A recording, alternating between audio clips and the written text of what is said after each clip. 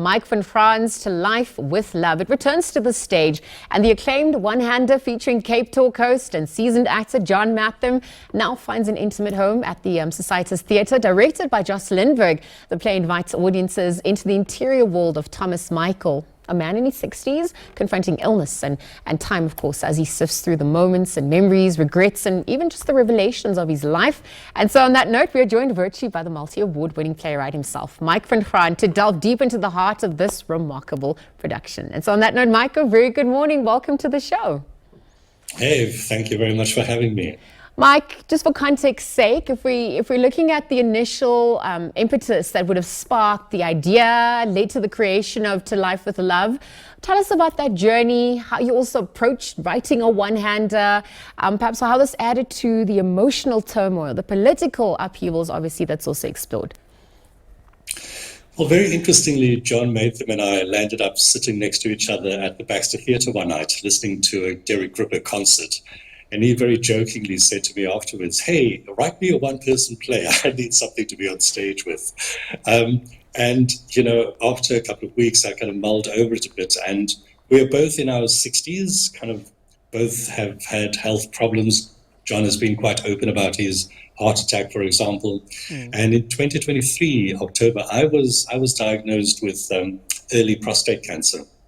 So I thought, you know, for people like us and out there in the world, there would probably be a piece that would resonate with audiences, you know, because of the kinds of experiences that we've had. And so I did this particular piece, pitched it to him, and it was amazing because we did a whole bunch of readings prior to it actually going on stage, just to test the work with various audiences.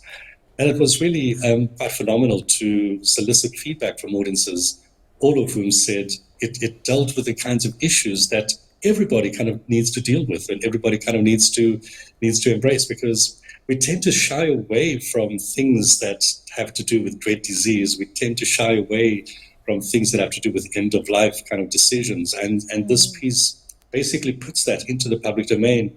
And I think for a lot of people, it really resonated and it really challenged them to think about their own lives and about how they will live. Because while it might deal with, you know, quite a challenging subject, it is not a depressing play. It's actually a play that challenges us to face up to our mortality. And in so doing, it allows us the freedom to be able to make choices about how we will live. And so that's kind of what the play is about. And Mike, that's the agency, right? Because obviously the only certainty we have in life, it's been said, are taxes and death. And anything that also slows you down, it's a gift, because it obviously gives you time for reflection. And that's definitely what comes through. I'm even just looking at working alongside John Maytham, his interpretation of Thomas. Tell us a little bit more about what was witnessed on that front. Any surprises in those interpretations during the play? Yeah, so what has kind of been quite interesting, we just did the piece yesterday at the Simonstown Museum as well. You know, we have this thing about taking the play to as many different places as possible, so not just to formal theatre spaces. And I think the audience there was very much in the demographic of the character.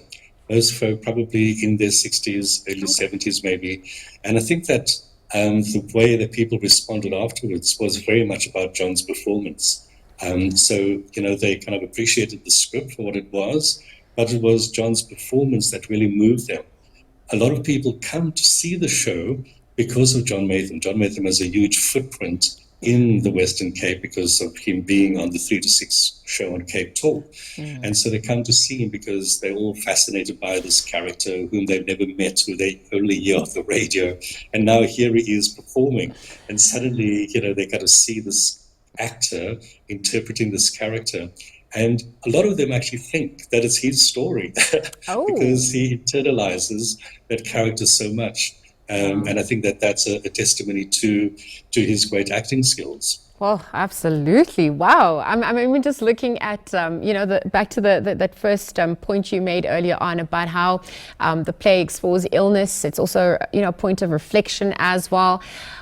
But humor is something that we also, navigate amongst these heavy themes. And I wonder if you could speak a little bit about incorporating that element as well.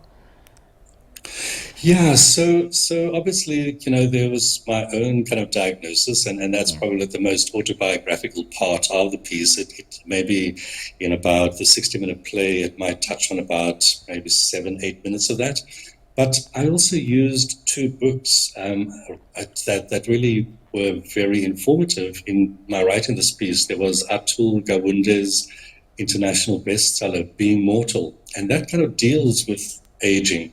He speaks very much about his aging parents and how he dealt with that. And the other book, which was really helpful, was Helena Dolney's Before Ever After.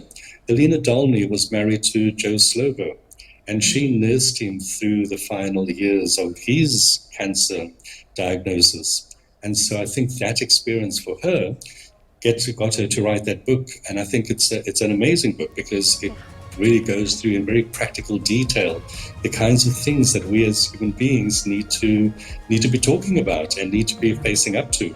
And not to avoid these things, because as I said earlier, it is in confronting mortality.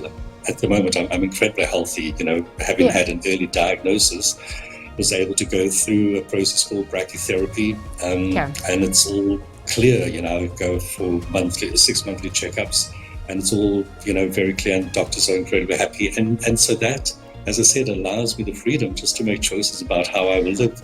And it's been very liberating. Well, Mike, thank you for those poignant references, and thank you for your time at this hour, just chatting about your offering, of course, the play To Life with Love, returning to the stage, running for the month of August. Mike van Graan this morning just joining us to chat a little bit further about that evolution as well. Thank you for his time.